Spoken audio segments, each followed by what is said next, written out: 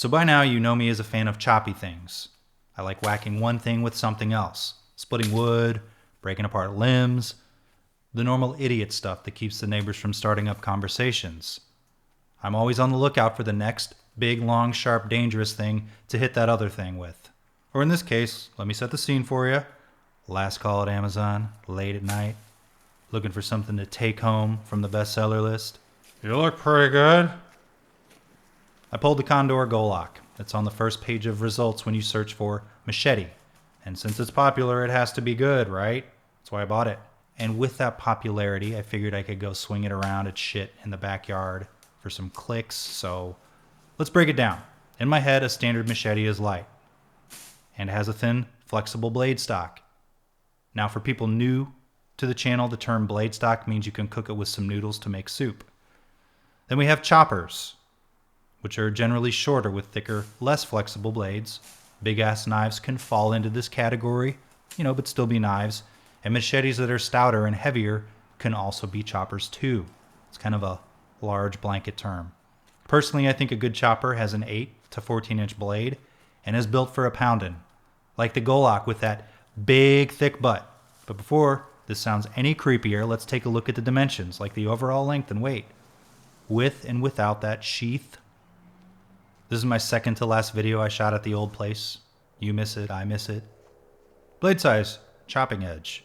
I also shot a video with some axes last summer that I never got around to editing, so could look forward to that. I actually chopped a finger off in that one and it grew back. Handle size and grip area. It's my superpower.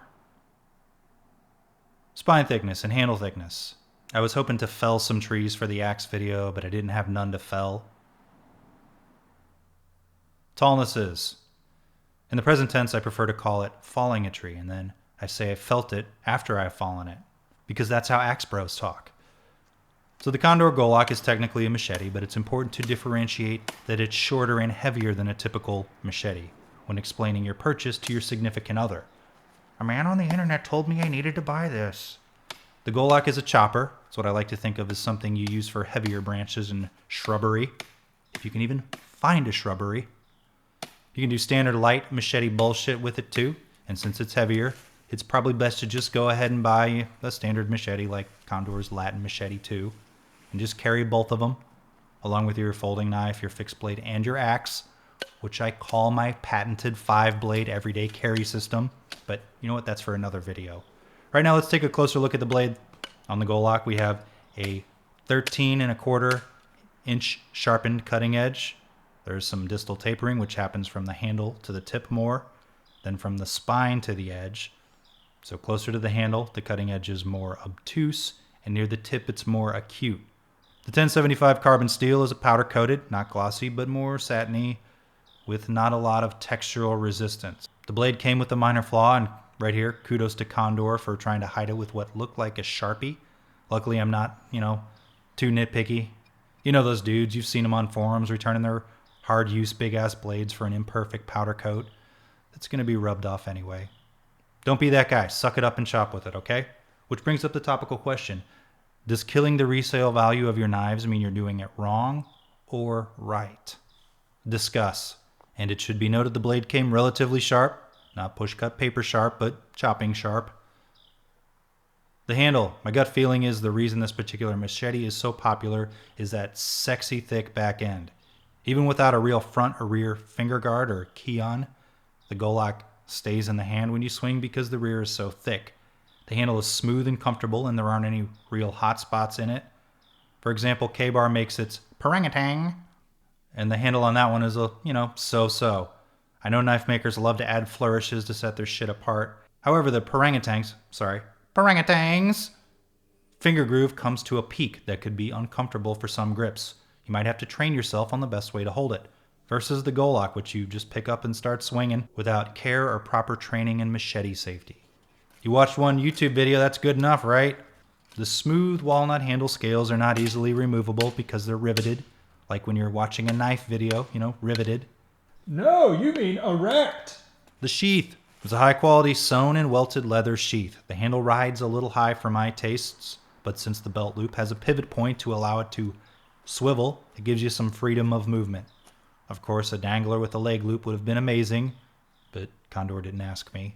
And you know what? If knife makers made the perfect sheath every time, then there wouldn't be a secondary market to spend the rest of your money on. It does not have a loop up top to aid in retention, but it's still a pretty tight-fitting sheath and not an easy draw. I'm sure with time and use it might start wobbling around in there, but during my usage so far, it ain't easy to pull. Comparisons. First, the Golok. It's a fairly well-balanced machete. Again, shorter reach than what I would refer to as your basic 18-incher, because it's stouter and heavier, like an 18-inch Latin machete. Your hits land with more force, so it's an ideal blade for limbing and chopping. If you're an idiot like me, you might even use it in place of an axe. Here it is next to the classic Ontario 18-inch machete. This is not a super light machete either, but the Golok is still a quarter-pound heavier, whilst being shorter. Outfitted with a sheath, the Ontario machete is about $25 to $35 because it doesn't come with the sheath. The Golok, since I bought this, has gone up in price, and now it's about $85. Condor raises their prices just about every year. I'm sure it'll be $100 next year for the same shit. And I like the handle on the Golok a bit better than the Ontario. Now the marbles. It's a little over a pound, making it over half a pound lighter than the Golok. Brush, limbs, thick weeds. It's a better option for most people who aren't encountering larger limbs or bamboo.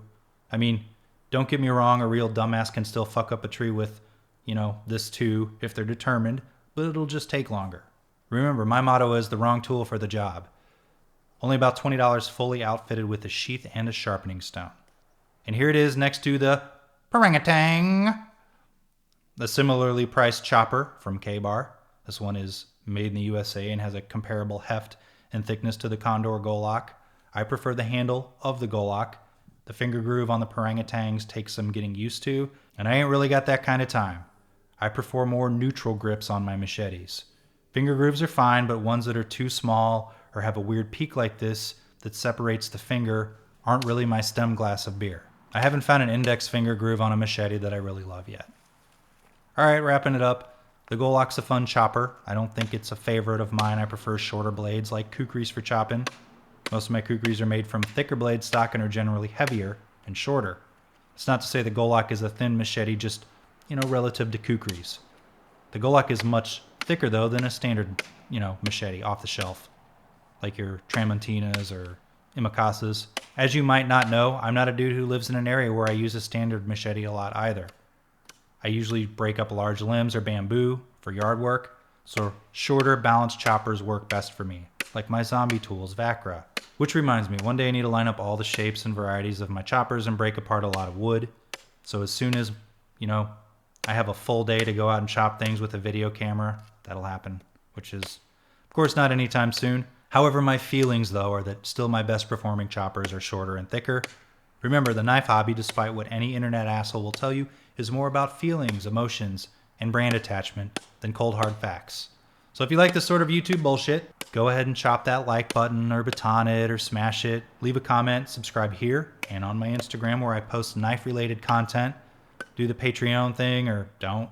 Also, shout out to new knife reviewer Tucker S on YouTube and American Knife Enthusiast on Instagram. That's his name there. Both linked below. So thanks for watching.